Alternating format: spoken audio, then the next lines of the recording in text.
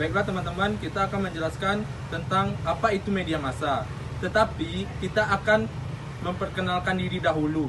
Saya bernama Julio Omega Sakti dengan NIM RRB 1017079 dengan teman saya sebelah saya ialah Perkenalkan, nama saya Sumarno dengan NIM RRB 117024.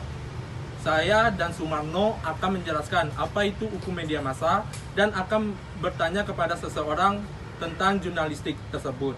Baiklah, kita akan ke videonya.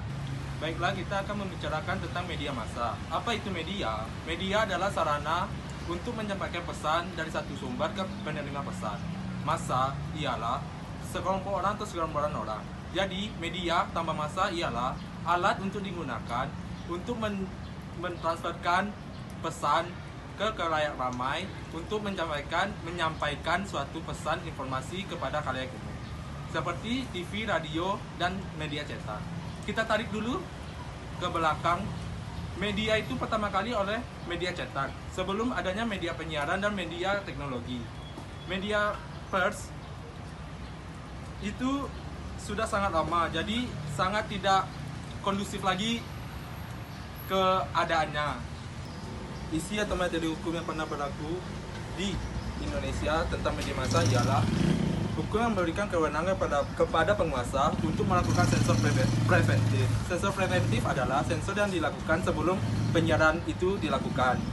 Kedua, hukum yang memberikan kewenangan untuk penguasa untuk memberedar sebuah media. Mengapa media harus diatur?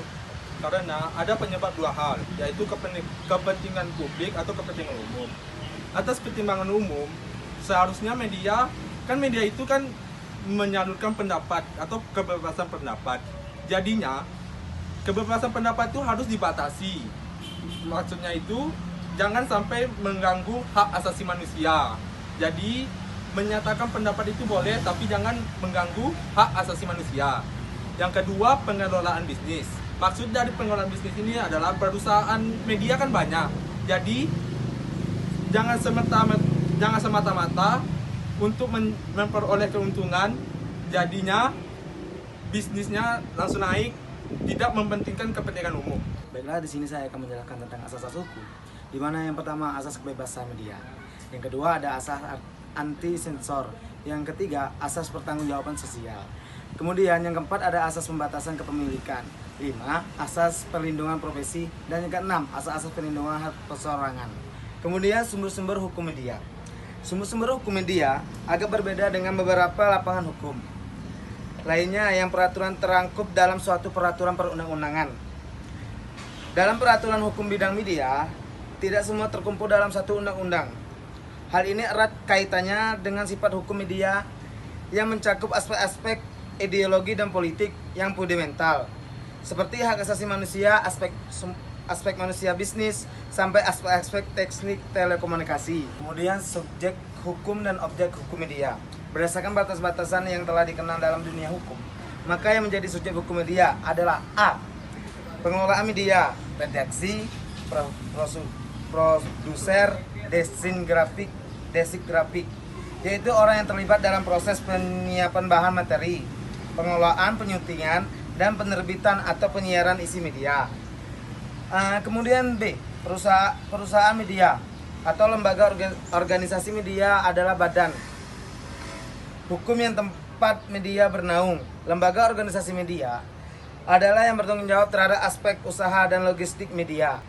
Sedangkan yang menjadi objek hukum media adalah isi media itu, yaitu A.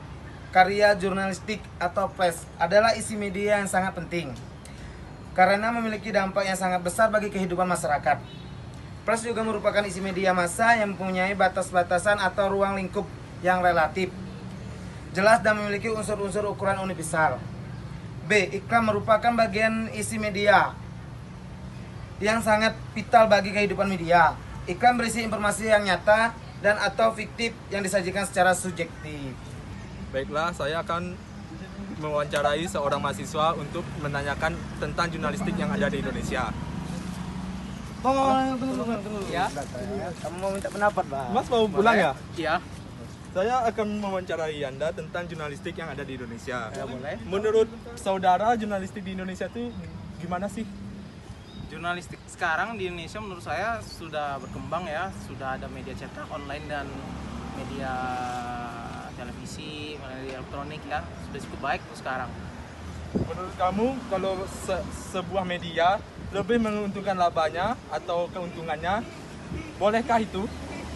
Menurut saya sah-sah saja karena memang jurnalis itu memang salah satu tujuannya itu bukan untuk mencari laba, tapi kan itu perusahaan itu tujuannya untuk cari laba. Tapi kalau dia mengesampingkan idealisnya gimana? Nah, itu memang salah, itu memang sudah dari perusahaannya yang salah. Baiklah, terima kasih Mas ya atas waktunya. Saya pulang ya. Ya Mas, pulang dulu. Baiklah, inilah hasil dari yang kami selesaikan atau diskusikan. Apabila ada kesalahan mohon dimaafkan, dan butuh untuk teman-teman kami butuh like, subscribe dan komen. Terima kasih ya. Terima kasih ya.